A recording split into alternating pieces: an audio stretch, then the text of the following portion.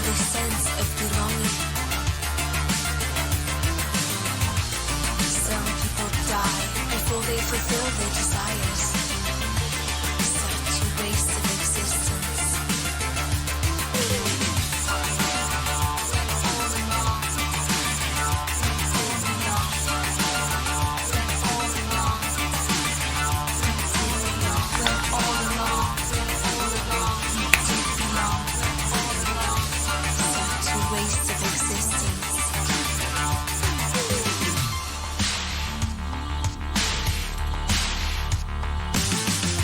Spend our life searching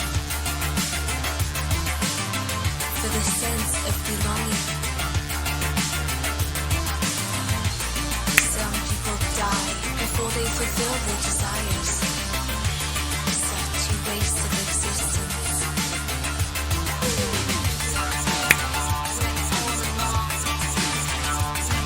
Mic check.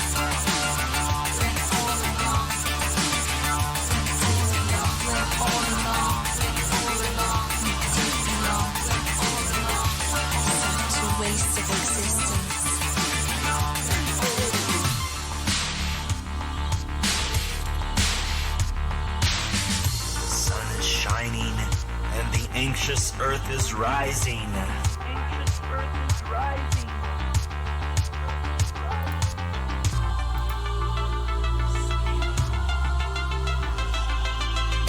I'm so happy. We spend our life searching for the sense of belonging. Some people die before they fulfill their desires. Such a waste of existence.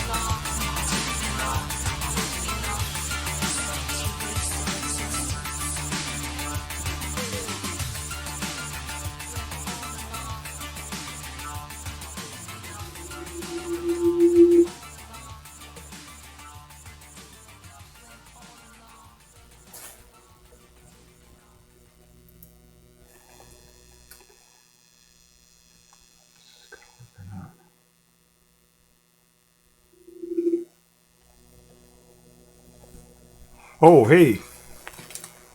Hey, Double Triple here. How's everyone? Looks like I got all the technicals going here. Amazing. Got it first time. Hi, this is the Double Triple channel on Twitch. We're streaming live. If you're watching this on the VOD, this is a recording of a live stream. It's not an edited video. It's live. My name is Ron. I live in rural New Hampshire, surrounded by forests and wild animals and stuff.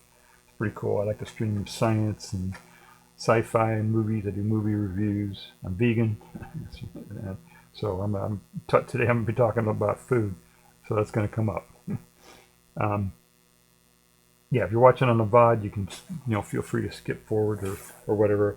Sometimes I'll take a stream and edit it down into a real video, that is more digestible for YouTube viewers and stuff. But this is a live stream, so I'm just going to do it that way. So yeah, am I a vegan prepper? That's the that's the title here. I thought I'd talk about that a little bit. For those of you who don't know what a prepper is, well, it's not a preppy. two different things. Way different. All right, a prepper is way different than a preppy. Let me. I think what I'll do. I was trying to find a YouTube video that I could play as kind of an introduction to what a prepper is. And I you know, I did the YouTube thing and searched for prepper, right, and filtered out so I could get the ones that I could play, you know, the ones with the Creative Commons license, and wasn't successful at finding anything that was just, you know, very, very useful for what I wanted to do. But I think a good way to do this is just to, I will bring up the a window. I mean the YouTube search that I did. All right. And we'll just go through and just I want to give you a feel for what a prepper is, okay? Just so you can just kind of get a feel for it, because I don't know if you know, this goes out to international audience, so I don't know if everybody knows what a prepper is. So so I searched for prepper up here, see prepper, and on YouTube, and these are the videos that I got.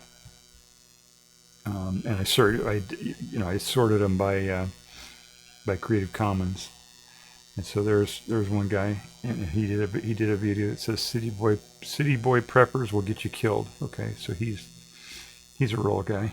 I'm a real guy too, right? But I'm not vegan, so yeah, a little bit different. And here's one that says Doomsday Prepper parody. Okay, that was a parody of preppers. I don't know why. Here's one that just talks about urban survival. Okay, that's different. I don't know what that's about. Why did Canadian prepper give me this? Okay, so this is a guy out in the woods somewhere talking about being a prepper. You'll see a lot of camo and, you know, guns and stuff like that for these preppers. YouTuber dies in blizzard making survival camping videos. Well, I don't want to watch that. Why would somebody want to watch that? Okay, and here's, I actually watched this one, and it was, yeah, and this is, now this one, it looks like a live thing. They did some sort of a conference call or something where they got, so here's 5 different peppers this year. So, anyway, you get an idea what they're, here's a guy saying recipes, quick recipes for preppers. I'm not sure what that's about. Let's see, quick recipes for preppers, recipe in order meal, emergency situation, making 3 ingredients, a meal. Yeah, okay, so I'm going to talk about that. I'm going to talk about what I, you know, how I make sure that I'm, you know, because I'm out in a rural area here, and there's just not a lot of, you know, I can't just step outside and walk to the grocery store or something, or walk to the, you know, the corner drugstore or whatever. I mean, it's different. You know, you got to be self-sufficient out here, you know, for the most part. This guy's talking about battle gear. I mean, you know, biggest threat. Here's somebody survival Russia. Okay, wearing camo, axe. You know, now, this one does not look like a prepper. This one looks different than the other ones. So. Off-grid whiskey and sunshine. So I'm gonna watch that one, but that's kind of long, 15 minutes. Anyway, so you get the idea, right? It's a little bit, you know, I don't think I fit that profile. I don't wear camo, you know, I don't have a beard, I don't, you know, but I do have some of the stuff you need to do stuff out, you know. I know how to make a fire, you know, all that kind of stuff. So, what I want to do is talk about how part of why I mean, I've always been, you know, trying to, you know, store extra water or whatever, you know, just a little bit, just trying to be prepared a little bit in case something happens. But you know, during the pandemic, it was really different. You know, I had enough to last maybe a few weeks or whatever, but then I had to go out and get some more food. So, you know, I really wasn't prepared that much. And then during, you know, we're still in the pandemic, so I try to limit my going to the store and walking around a bunch of other people. Right? I don't want to catch a disease. I don't want to spread a disease. So. COVID's still out there. A lot of people still dying from COVID. More than 100 people a day in the U.S. die from COVID. So it's a pretty dire situation out there right now. So I limit the amount of time that I spend, walking around in the store and stuff like that. I go like maybe once a month, twice a month, something like that, and get all my supplies that way. But I want to show you some of the things that you can do. When you're thinking about like survival, I think is different than prepping or being ready for an emergency and all that, the prepper, the idea of a prepper, right? That's the guy in camo and he has a gun and, he's kind of like thinking combat or something, it's it's confrontational or, thinking about zombie apocalypse or something like that, that's one mindset. And then the other one is just, having enough food, and being prepared, and making sure you got flashlights and, just in case there's, and that's something that everybody should do, right? Everybody should do that. So one way you can do it is to see if you're prepared or not is to just test it, say, okay, I'm not going to go to the store for 2 weeks and see what happens, see if you get, do you run out of stuff? Where the inconvenience is at, that kind of thing. And then also test, what if the power goes out, try go without power, go without whatever, if there's an emergency, power is maybe the main thing that would happen in an emergency that you could lose. So, just is to test it, just try those things, try going without going to the store for a few weeks, or try going, without using power for, just, and what that does is right away you'll say, oh shit, I didn't think about that. That's what happens. That's what's going to happen. You get through the first day or the second day, and you say, oh God, I need this, and I don't have it, or whatever, So that's a good way to do it, and then you'll think what you need, because every situation is different, Out here in a rural area, it's a lot different than if you're in a city or whatever, it's different, and what you like to eat, and all that kind of stuff, So, yeah, I try to keep, I don't have a lot of money, but I'm still able to get on by a little bit extra each time, or when I have extra money, I'll get some extra food, and then. What you want to do is don't just take, don't have, okay, this is my survival food and set that aside and don't touch it, and then have your regular food. Don't do it that way. What you want to do is cycle it through. So your emergency supplies are always fresh, right? And right dates on everything. Like I got, when I buy something, I say, okay, this is when it's supposed to expire, right? Yeah. And I put it, and I write it on there. They have the expiration date on the thing.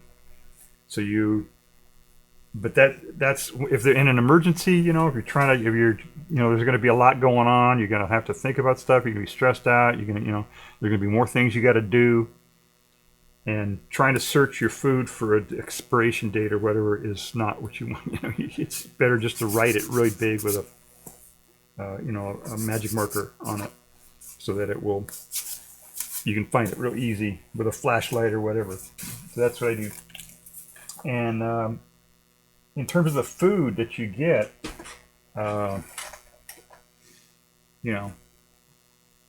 I'm vegan, so I don't use milk, and milk is going to go bad real quick. So the best thing to do is use almond milk, and you can make your own almond milk.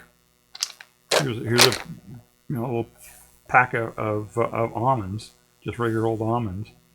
I get the date on there, right?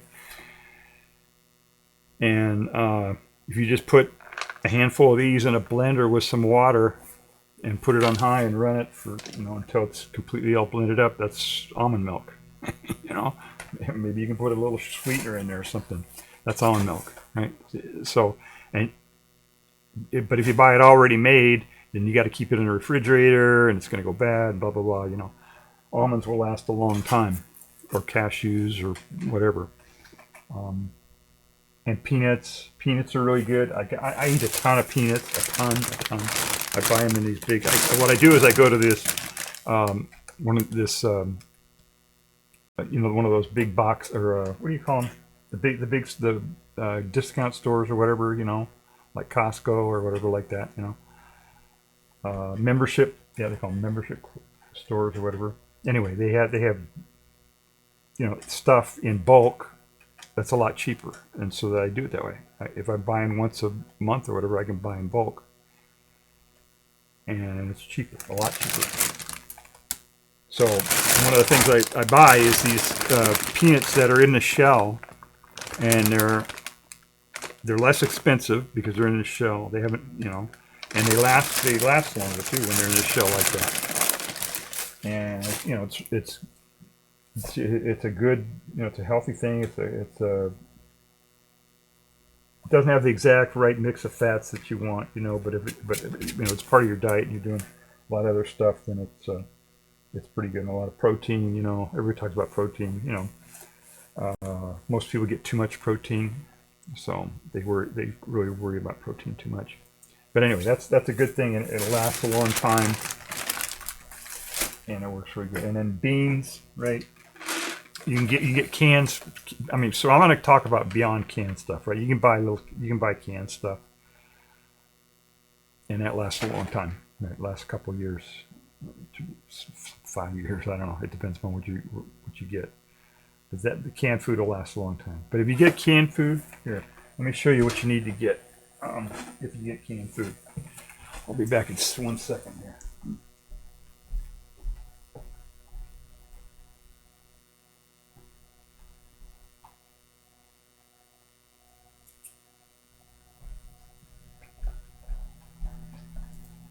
Yeah, I forgot this. I wasn't prepared.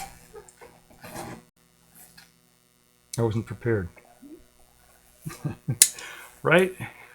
If you get cans, make sure you got one of these things. A lot of the cans now have the, automatic pull, whatever. You don't need a can opener, but have a can opener around, and one of these type, not the kind that runs on electricity, right? Because you may not have electricity. So yeah, get a can opener. Make sure you have a can opener. If you're gonna have cans, and you probably should have cans of stuff around. So beans, yeah, all kinds of different beans. You can get canned beans. I have things of canned beans over there, just which is right. It's very quick, right? You just open these. You don't have to cook them, right? You open it and heat them up, right? And then you got canned beans or dry beans. If you've never used dry beans before, you should get used to doing that. Try it. They taste a gazillion times better than canned beans. So these are garbanzo beans. And what I do is I put them in, right, my peanuts, right? I buy stuff. Some stuff comes in containers that are really handy, and you just store them in here. And these are garbanzo beans. Also known as chickpeas, and generally the larger the bean is and the more round it is, the more volume to surface area there is, the longer it takes to cook. And so these take a long time to cook. You need to get a pressure cooker if you're going to cook beans, because it takes too long just to cook it in a regular pot. Pressure cooker allows you to turn the temperature up to a higher temperature without the water all steaming away, without it boiling away. And so you can cook things, almost half the time, like 2/3 of the time or whatever that it would normally take you. And in a pressure cooker, these take about an hour, but without they take, an hour and a half or 2 hours, something like that. So it's a long time. But then if you have really small beans, like like these right here. These are azuki. Azuki, I think is how you pronounce it. They're pretty small. They're really small beans. Or are these here mug beans? These are really small too. They cook pretty fast. Black beans, another one, right? They're a little bit bigger, but you know. Another thing that cooks really fast that you can store dry like that is lentils. Dry lentils. Those cook really fast. They cook less, even if you don't have a pressure cooker, they'll cook in less than half an hour. So those are another one that you can get. So there's a lot of different stuff that you get, but better to get the dry food, dry beans, and cook them. But then you need water, right? You got to have water to cook with it. So I got these things. Right. I know this isn't very, this isn't very environmentally,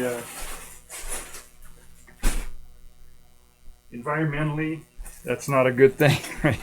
Going through, but I have to use bottled water anyway because I'm on a well here, and the well is out in the middle of the livestock field there, where all the animals poop. So I don't feel like drinking. And it's got. Plus, we've got in New Hampshire where they call us the granite state because it's a lot of granite. It's just the way geology turned out. We're actually a different type of geology here. It's granite, and it's because our geology came from a different. Anyway, I don't want to get into it. We got a lot of granite, right? A lot of granite around here, and that means there's a lot of uranium. Uranium likes to be around granite. Uranium-238, and uranium decays, and it has a decay series that runs through a bunch of stuff. But it gets to a point where it turns into radon, which is a gas instead of a rock. And when it turns into radon, then it seeps up through the ground, and it can get into homes, and it can build up because radon has a half-life of about 4 or 5 days or something like that, and which means it can accumulate.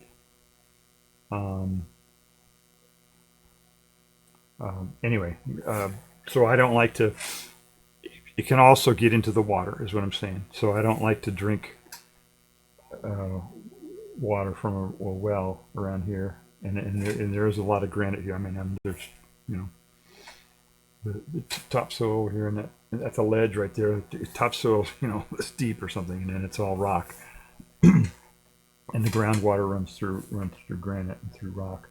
So I just don't want to drink the water around here, And we've had people have cancer around here and stuff, so I just don't want to do that. So I have to drink bottled water. I really don't have much of a choice. So I always have a lot of bottled water lying around anyway, just because I go through it, but I try to, as I say, when I got extra money, then I'll buy a little bit more of whatever I need.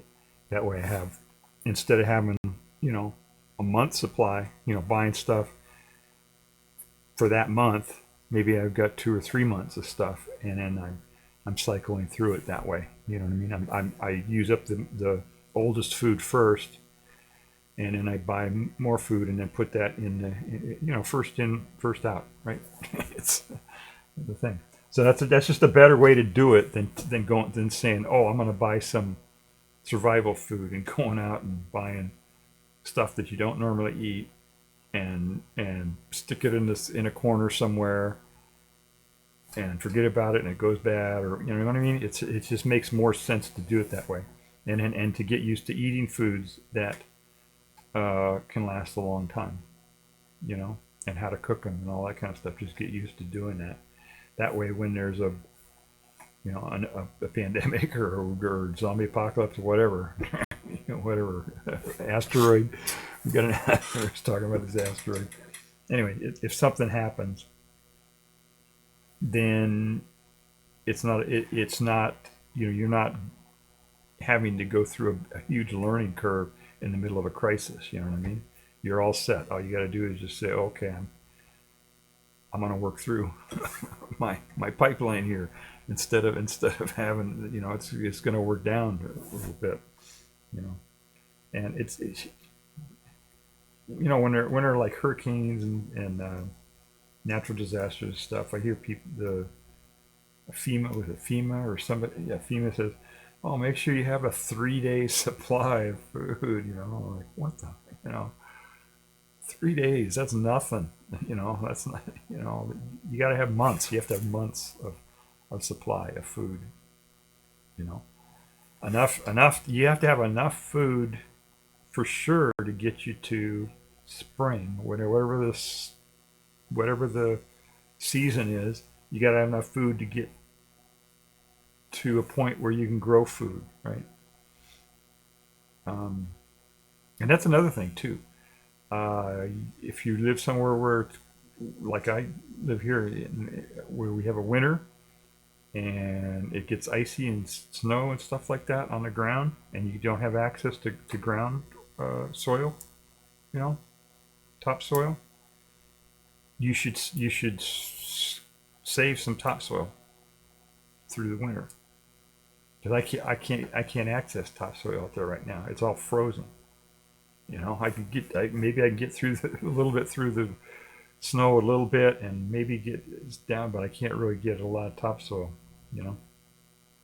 So in the fall, before it ices up, before the snow comes, get some buckets of topsoil and just keep it in your basement or keep it around or whatever, and that way if something happens in the middle of the winter, you can grab some seeds and plant some stuff, and while you're going through your emergency supply, you can get seedlings going, stuff going for the spring, or grow stuff, for like these right here. These will these are the mug beans, and you can get sprouts out of these things in just a few days. These grow really fast. So if you needed to get, if you need greens, you can sprout these, and you have kind of a vegetable to eat. Like alfalfa sprouts. I've been reading some stuff about alfalfa sprouts. Apparently that's not such a good idea. I used to eat alfalfa sprouts, but found out that's probably not a good idea. But anyway, you can eat sprouts. You can sprout these beans and eat them. Oh, one thing about beans: don't use kidney beans. Kidney beans have to be cooked at 250 degrees or something like that, or for a certain amount of time or whatever, because they have a toxin in them. If you just take kidney beans and soak them and eat them or something, that's bad. That'll make you sick. So I don't recommend using eating kidney beans or having kidney beans around for that purpose, unless they're canned. If they're canned, then the manufacturer presumably has already cooked them and made them safe. But as far as a dry bean, I wouldn't recommend them unless you really know what you're doing. So. So yeah, make sure you have topsoil. You got to think that you got to, if there's a big problem that's like a huge disruption. I mean, societal collapse types, where they're not delivering food for a long, long time, then you have to know. Then you have to be able to grow stuff. You have to know how to grow stuff. You have to have the stuff ready to grow. You have to have the topsoil. If you're, like I said, if you're in the winter, you can't get to topsoil. You got to have a supply of topsoil. And like in the winter here, if you want to grow stuff, you got to have lights, because it gets too dark. If you're too far latitude north, you know, the days aren't long enough to grow anything. Really, it's hard enough to keep your houseplants alive and stuff during the winter. So if you wanted to grow stuff for, you know, to eat, that's what you have to do. In fact, I had one. I'll show you something.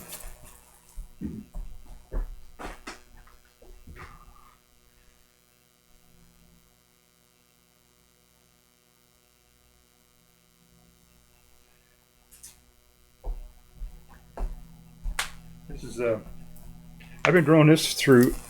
This is kale. I can eat this.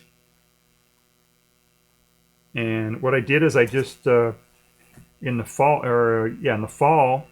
before it started snowing out there, I just dug up one of my kale plants and stuck it in a pot, and I've been just keeping it under a light, and it's grown pretty good. It was really small, and it's good. It's grown. This is just indoor lighting, you know, and it's done really good. And I just took soil from outside, you know, so yeah, it's you can grow food indoors, you know, if you have to. And there are situations where that might be applicable. Let me put this back here.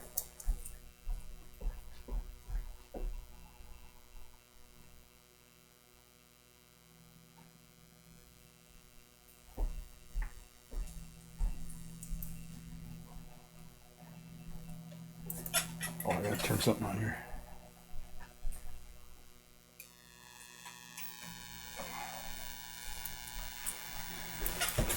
I was trying to do this as a solar stream. I was running on 100% solar here when I started the stream, but the sun is gone. We got a bunch of clouds and stuff, and so my backup system there was complaining to me, so I had to turn it on. So yeah, you can grow all kinds of different plants indoors and get green that way. Green onions. I've talked about this. Yeah, I've talked about this in another stream. Green onions, garlic, potatoes. You know, a lot of those carrots. Those grow pretty easily. You know, in containers and stuff like that. Yeah, carrots and potatoes need more room because they're root crops. But yeah, kale grows really easy. A lot of stuff. So that's for long term. Like short term though. You know, when an emergency first happens, you're probably not. You're going to be busy doing other stuff, probably, trying to get used to stuff and sorting things out and doing a bunch of stuff. So you probably want some food that's really easy to eat, easy to prepare, whatever. And yeah, this is really easy, right? Spaghetti. I got big 8 pounds of spaghetti there. This lasts for a very long time. Spaghetti like that, and then you get these spaghetti sauce, right? Tomato sauce or whatever. I bought those in bulk. So that's really easy. You could just, it's pretty easy to make spaghetti and spaghetti sauce, right? That's about as easy as you can get, right? You just boil water and heat up the sauce. You know, it's not that much to it. But you can get it even simpler than that.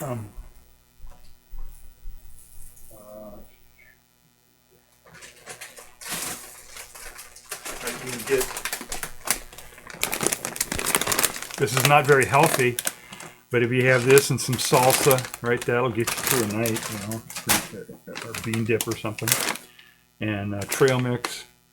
These are kind of stereotypical, you know, survival food or whatever, but they're handy at the very beginning when if you need some food real quick and you're busy doing other stuff, you don't have time to cook and prepare food and stuff like that, then you have these available right away for you. And that'll keep you going until you can get, you know, figure out your cooking situation and everything else, you know, how to how to get that going. And then on cooking, if you don't have, if you're on gas, but a lot of people aren't on gas. They're kind of getting away from cooking with gas now. They're all going to electric. But if you lose power, then you're going to have to, build a fire or something to heat up your food. And that's a whole thing, right? You got to make sure you have these matches. Strike anywhere. Matches, right? You can't just use the regular ones. You got to have ones that are where these don't actually work too well. They used to work really well, and then there's some regulation. I don't know. There was a chemical or something that wasn't good, so they had to change the formulation. Now they don't work as well. But that's a way to do it. You can do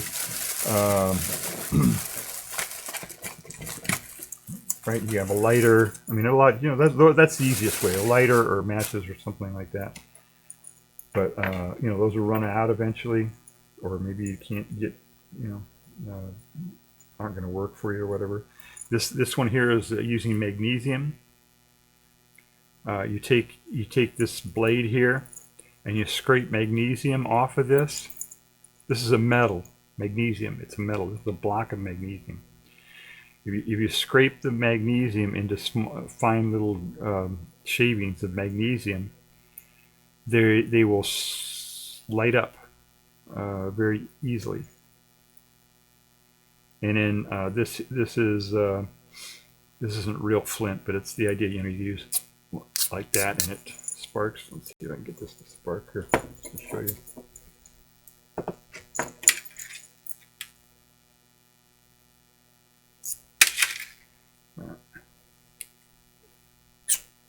There, did you see that?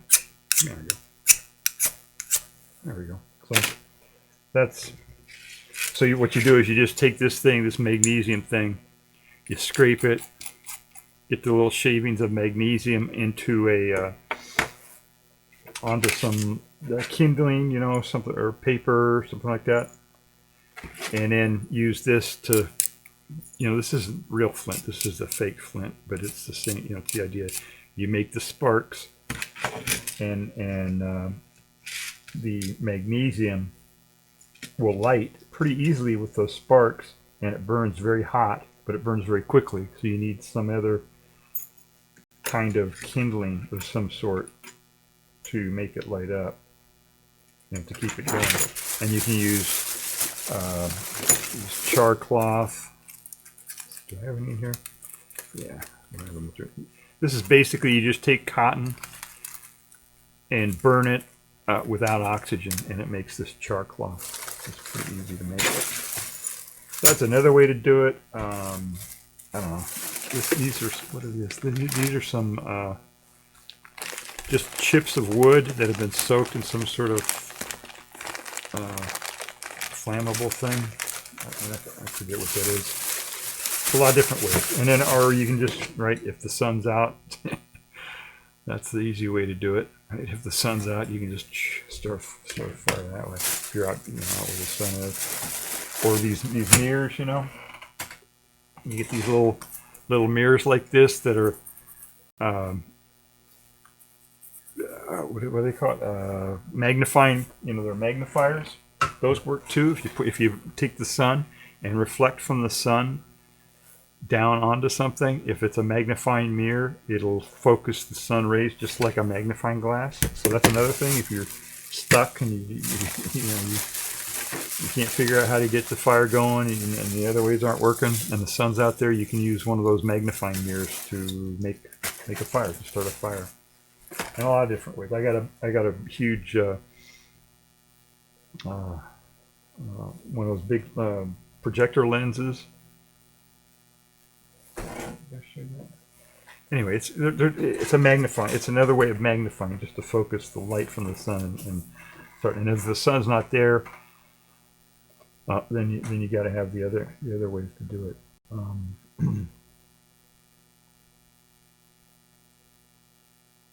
But if the sun only comes out every few days, you could still even if all you had was a magnifying glass and the sun only came up every couple of days, you could still, on the day that the sun came up, you start the fire and then keep it going. You know, make sure that you keep the fire, feed the fire with fuel so that it keeps going, and then you can use that on the cloudy days too, if you keep the fire going.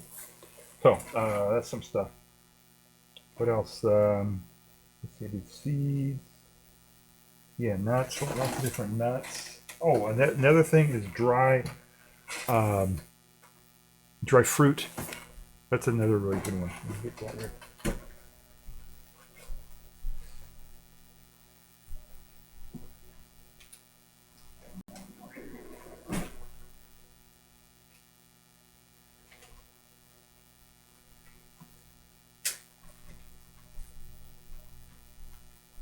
So I've got dates. Dry dates. These are a lot of energy, right? There's a lot of sugar in dates. I don't know how much nutrition there is. And raisins, that's another one. You don't think of raisins as dry fruit, but I mean it is, right? It's dry fruit. So that's really good. Or apricots. There are a lot of different ones. Oh, this is another one. If you have cereal. This doesn't take any cooking or anything. You just put it in a bowl with some water, right? Because you don't have any milk, right? So, because you're vegan, right? You're vegan, right? Right? I'm gonna put the date on this one. This is January 8th, 26. So I'll write that down here. 2025 or 26. January 8th. So I got my expiration date on the front of that.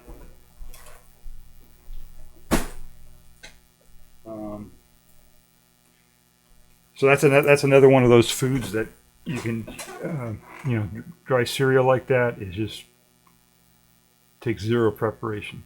You put it in a bowl and put water on it. So that's one of those foods that you want to use at the very beginning, or whatever, when you just don't have time and you're trying to get settled in and stuff to whatever the situation is. And then like oats. These are oats, Quaker oats. Yeah. Doesn't that look like Dan Clancy? Doesn't that look like him? Have you seen his profile pic? If this was going like this, a little thing around here, doesn't that look like Dan Clancy? His profile pic, I think it does. All right, so this is. Let me find a date on this one. This one's July 2nd, 26. I'll write that on here. Let's see here. Put it right big up here. 2026, July 2nd. Put it on here too. 6 July 2nd. All right. But this will last. Will last over a year, right? And I got it in bulk. I had a coupon, and so I got this really, really cheap, and it's these are the quick ones. These are the quick 1 minute oats. I usually don't like to get those. That's kind of a mistake. I didn't get the quick ones. But yeah, that's all that takes is you just take boiling water and pour it on top of it. Basically, is all you got to do for that one. So it's almost as easy as regular cereal. You just got to heat the water first.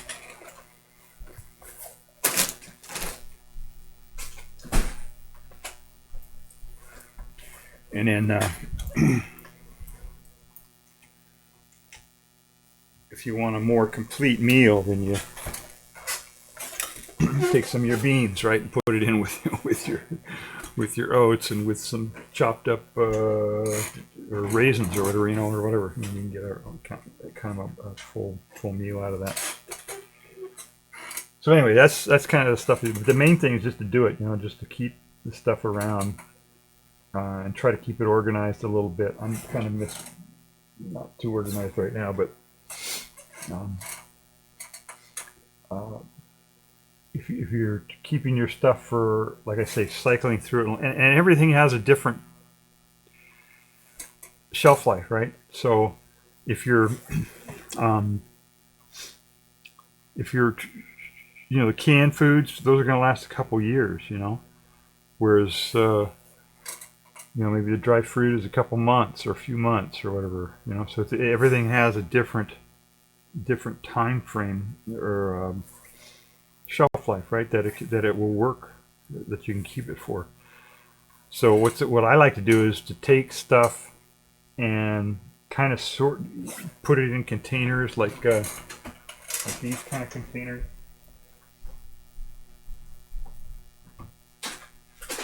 Like this. And these things, you can put a lot of stuff in here. Anyway, it stores really well. Oh, that's another thing I'll show you. I'll show you this stuff.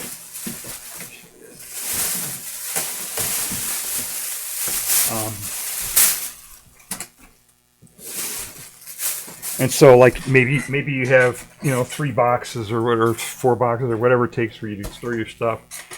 And in one box you put the stuff that doesn't go bad for a couple years, right? And you put that in a thing, and then stuff that's going to go bad in 6 months, you put in another one, and then stuff that's going to go bad in 1 or 2 months, you just put in the refrigerator. Or I don't know, what I mean? You kind of sort it by date, and then that makes it a little bit easier. And then when you're in a situation, then you can it makes it easier for you to just figure out what you should be eating next. What's going to be going bad and all that kind of stuff. Yeah, another thing is to make sure you have this kind of stuff. This is those emergency blanket material. I got this all over the place here. It got really cold here for some reason. Last couple months, like for a long time without any sun and that kind of cold, and so I put up these reflector blankets on the windows to keep it warmer in here, to reflect the warmth back into the house. So you can see that I've got it in the back. That's the back, my back deck there, back patio or whatever. And I've got that all closed up so that it will reflect the heat back in here. So make sure you have that kind of stuff available. Yeah, in terms of like survival, we're talking, this is more like emergency response or something like that, or but like in survival mode, if you're like out in the woods or something like that, they tell you the first thing that kills you is the cold or the exposure, right, to heat or cold. Cold usually. So it's good to have, first thing you want to do is to try to make sure that you're going to be, stay warm, because that'll kill you really fast. Well, actually, you know what? The first thing that will kill you is oxygen, right? You got to have breathable air. So this is. I just happen to have this thing. This is like 25 years old, this mask. And I just happen to have it. This is a metal one? Yeah, I think this is a metal one. I just happen to have had this from doing construction work or something. And I had this when the pandemic hit, so I was all set. And it depending upon what the virus is that you're trying to protect yourself from, you need better protection. This is a P100. These little filters here are detachable on this. This is called an elastomeric respirator. Elastomeric. It's a respirator means that it's making air. You're getting air to breathe, to respirate, right? And this one has interchangeable filters, filter pack. And they're rated at P100. P means that it is what do you call it? Oil proof. It will filter out particulate and it can be oil-based particulate. And the other, well, there's an R100, which is almost as good as a P, and then there's an N100, which it filters to the same efficiency, but N100 does not hold up as well to oil particles. Oil particles will collect on it and will mess up its efficiency. But if you're just like filtering out a virus, then N100, P100 doesn't make any difference. So this is good if it's a highly contagious virus and there's a lot of it in the room, like if you're in a car with somebody who's sick or something like that, then this is the kind that you would want to get. And then the other ones are like these right there, these regular N95 type. This one's not the best quality, but N95, the 95 means that it filters out 95% or more of particles that are suspended in the air that are 0.3 microns in size, which is the hardest size particle to filter out. One day I'll do an entire stream on respirators and stuff like that. But anyway, that's something that you need, and you may even need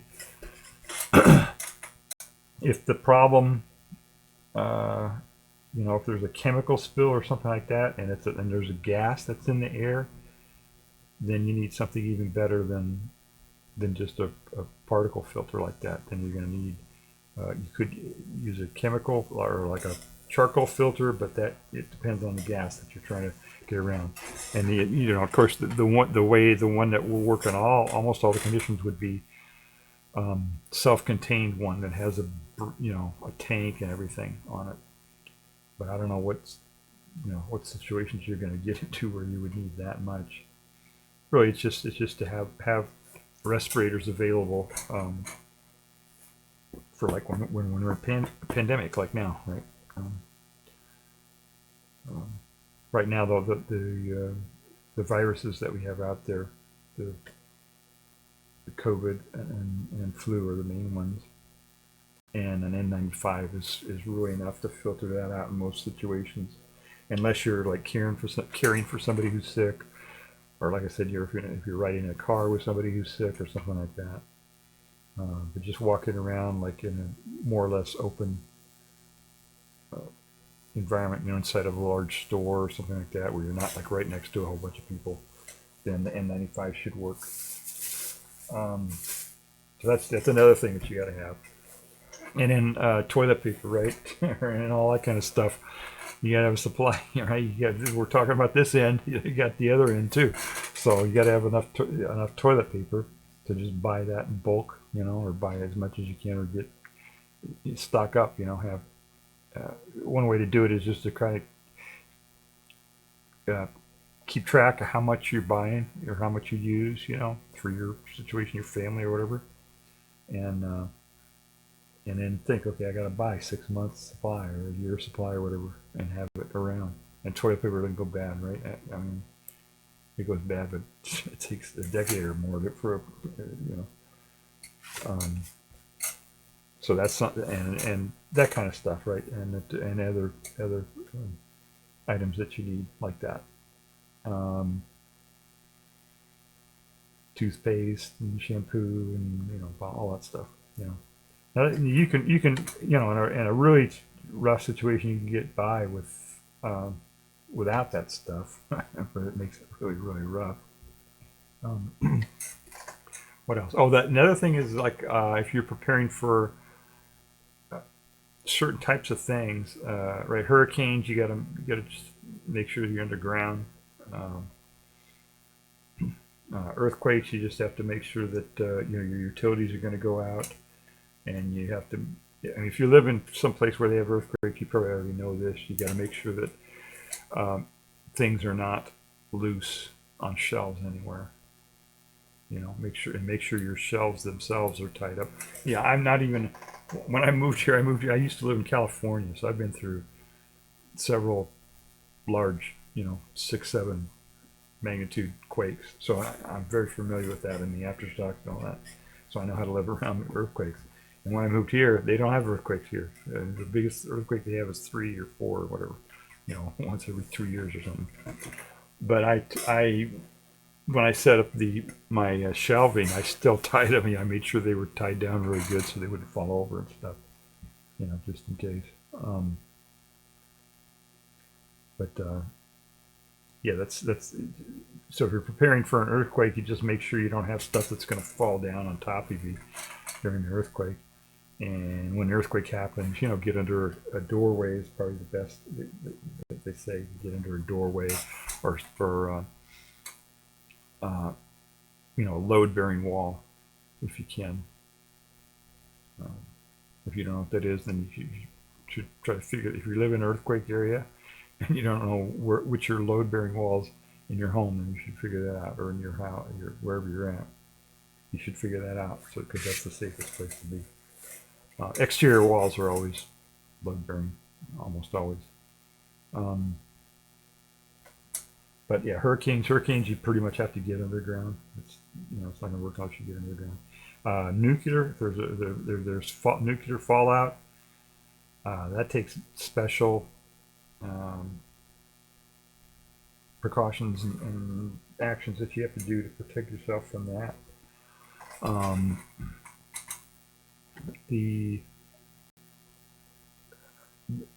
It's complicated. They're different. When a bomb goes off, there are different components and different the different isotopes that it makes have different half-lives that are going to, and different modes of radiation.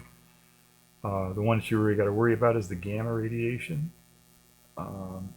Alpha and beta is easier to shield against.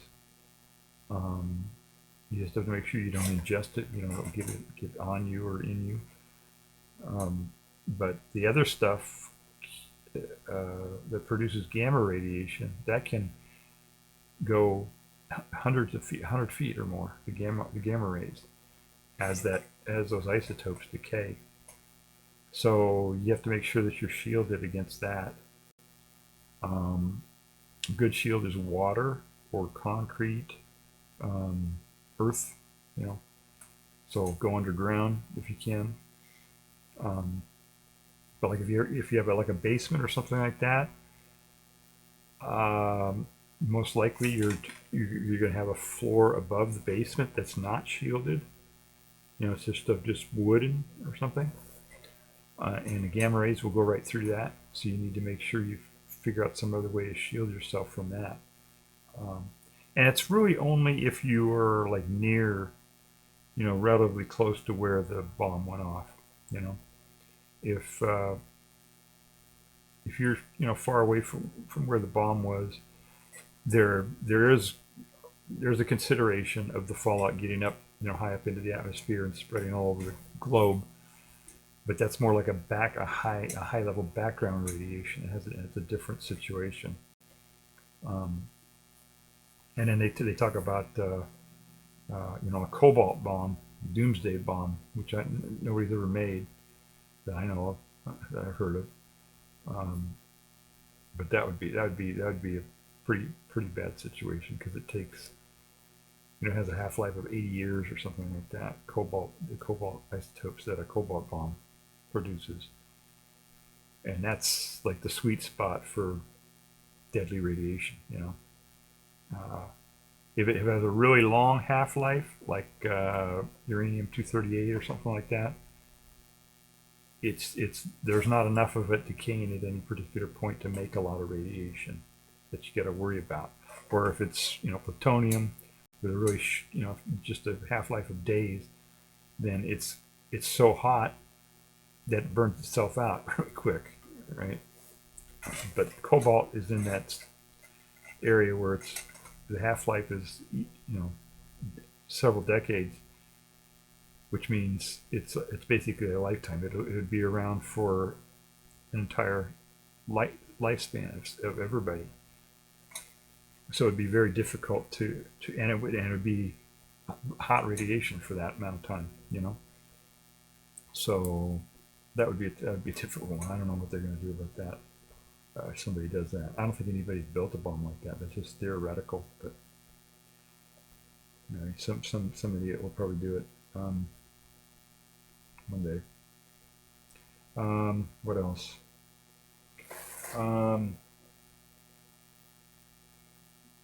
Yes. Oh, did I talk about these chia seeds?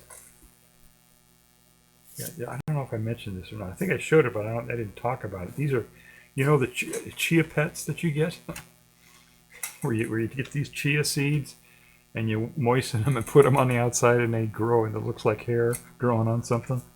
Well, this you can eat those, and I think they're healthier than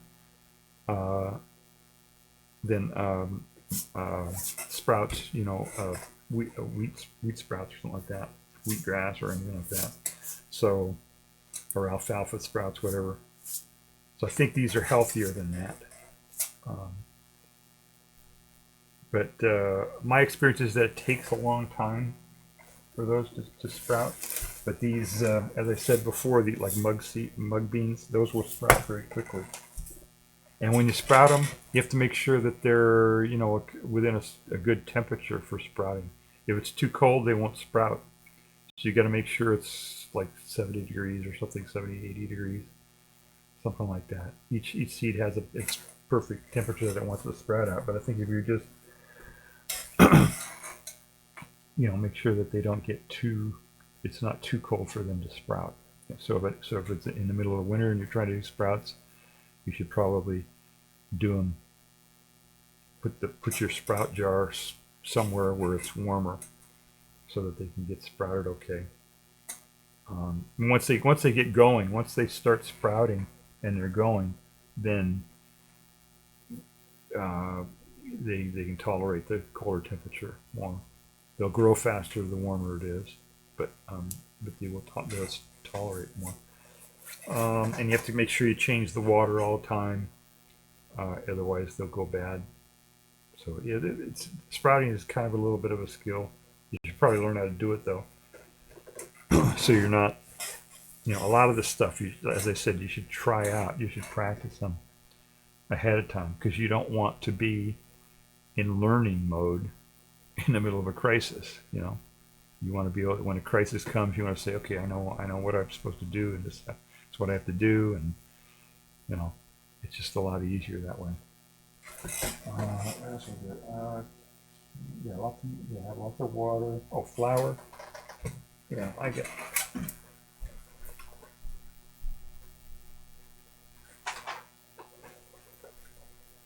This is another thing. This is okay. First, let's talk about flour. Yeah, just make sure you have a lot of flour. That's another thing. You bake products. I mean, if you don't eat that, but if you want to have bread or anything like that, bread, cookies, and all kinds of stuff, then you got to have flour.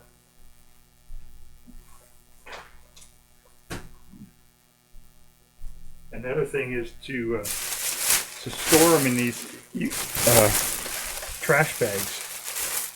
These plastic trash bags, are designed to keep critters out of it. There's something in there that insects and mice and rodents and all that don't like on these garbage bags. So they're great for storing this food in. You want to put it in, like, what do I have in here? Let me see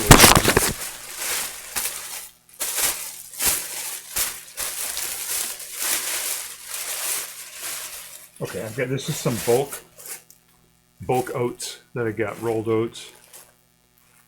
And it's already in a plastic container, but insects or a mouse or whatever can get through this pretty easily.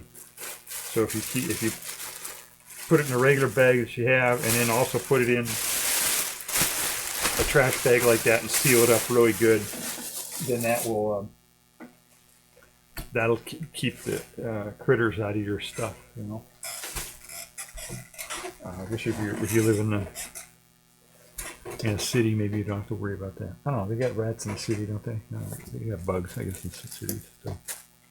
So, what else was there? I think that was it.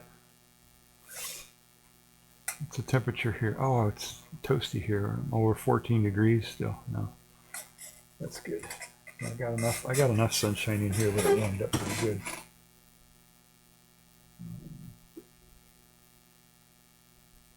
Yeah, and any kind of can. I got canned mushrooms over there, canned olives, canned anything, canned fruit. The dry fruit seems to work better than the canned fruit, but canned fruit has moisture in it, so that's a consideration too. It also has a lot of sugar. Yeah, sugar. Yeah, you can store sugar. That's calories, but it's not that good for you. But if you need the calories, yeah, sugar can store forever, right? I guess that's it. Yeah, snacks, cookies, and stuff like that. Those are good for, as I said, in the beginning, at the beginning of a crisis, when the thing is first unfolding, and you're real busy and you're trying to get things figured out, and you don't have time to cook. Then you should have some of that around. All right, I guess that's it. I can't think of anything else on that on emergencies. Let's see. Yeah, cooking. Yeah, I went over the, make sure you have the emergency blankets and stuff like that to stay warm. If it's the middle of summer, then you should have some place where you can go to get cool if the power goes out. If you have a basement, that's your best bet, right? Is go down in the basement, because the ground is cooler in the summer and warmer in the winter in the basement, right? That's the way it works.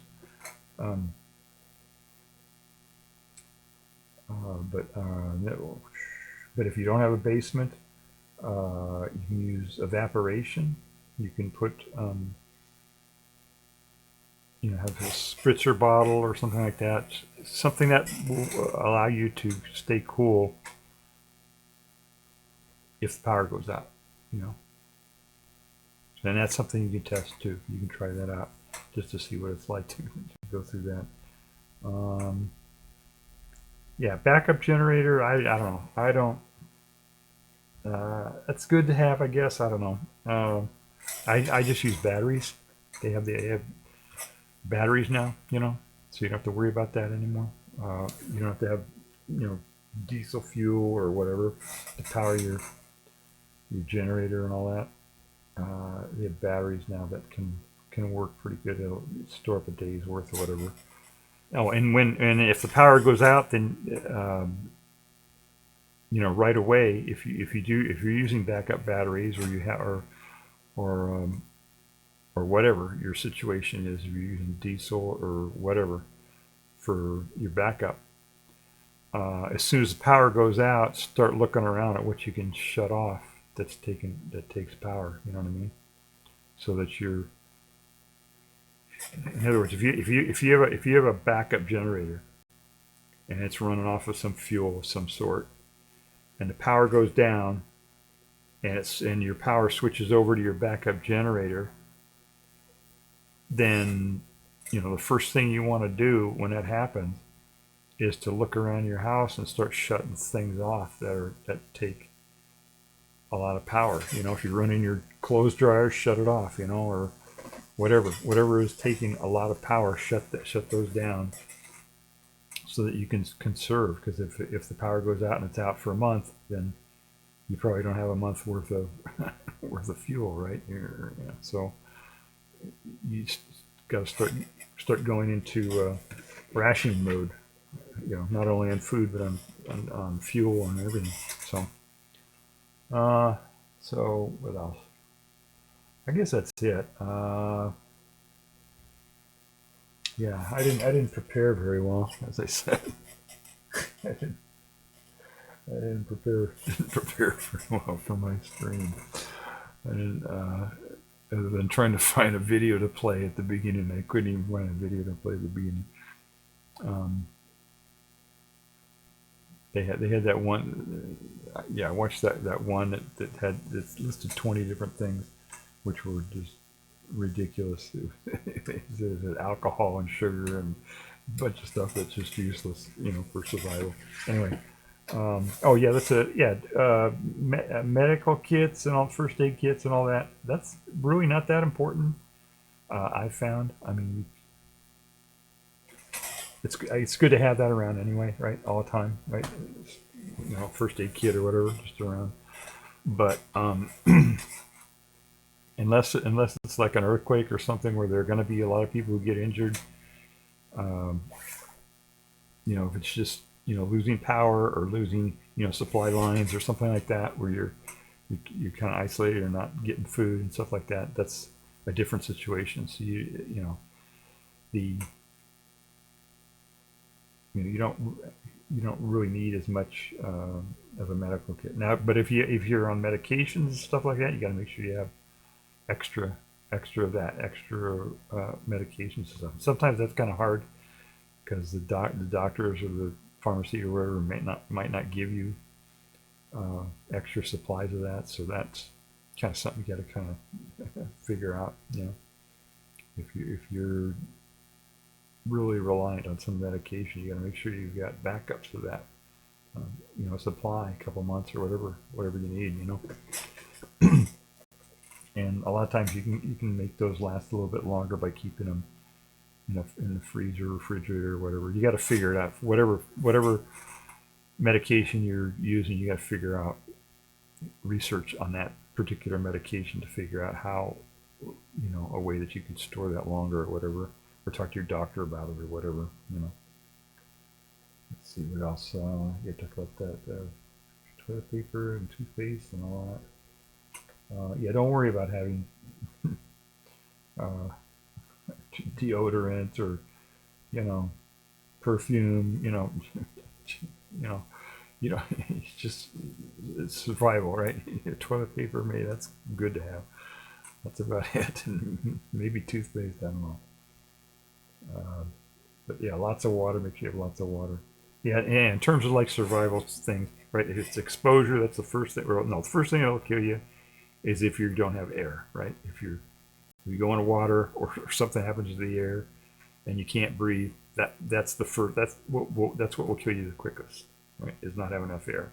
The next thing is exposure to the elements, being too cold and freezing to death or too hot. Then the next thing is water. If you don't have water, right? If you don't have water for what is it, 3 days or 5 days or whatever, that'll kill you. And then the last one is food. So, so that's the order you should. If you are in a survival situation, that's what you got to think about. But really, just store everything and test. Right, test it. Test. Right now. Right now. If there was an emergency right now and you couldn't get to the store, how long would you last? Try it out, see what happens. Shut off your power or whatever, or try it and see what happens, and you'll learn so much. You'll say, "Oh God, I didn't even think about that all along." Whatever, Yeah, and also, as I said, make sure you're wearing your N95s. We actually are in a pandemic. We are in a survival situation right now because of COVID out there, right? So make sure you wear your N95 whenever you go out in public, when you're around other people. Make sure it's an N95. Make sure it says N95 on it. Make sure it says it's from NIOSH, which is NIOSH. It's got to have that written on there. And N95. Make sure that it makes a good seal to your face, so that no air gets in anywhere around the mask, especially around the nose and stuff like that. Make sure it has straps that go all the way around the back of your head. Those little masks that have loops that go around your ears, those are no good. Don't use those. They may not be as protective as an N95. N95 will always have a strap that goes around your back of your head. If it has a strap that goes around your ear, that's not an N95 mask. There are some jurisdictions in the world where they make respirators that have the ear loops. But in the U.S., those will not get approval from NIOSH because it's difficult to get a good fit with those. But make sure you're wearing those every time you go out because it's COVID is out there. A lot of people are dying every day. Imagine if there was a mass shooting, right, today. A mass shooting in, say, a dozen cities across the United States, all on one day. And then tomorrow you wake up and there are another dozen mass shootings in cities all across the United States. And the next day, and the next day. That's how many people are dying right now from COVID-19. Right now. So please wear your mask. You know, don't kill anybody. All right, and be prepared. Be prepared. Make sure you got everything you need to be prepared. All right, everybody. Thank you for watching, and take care. Bye.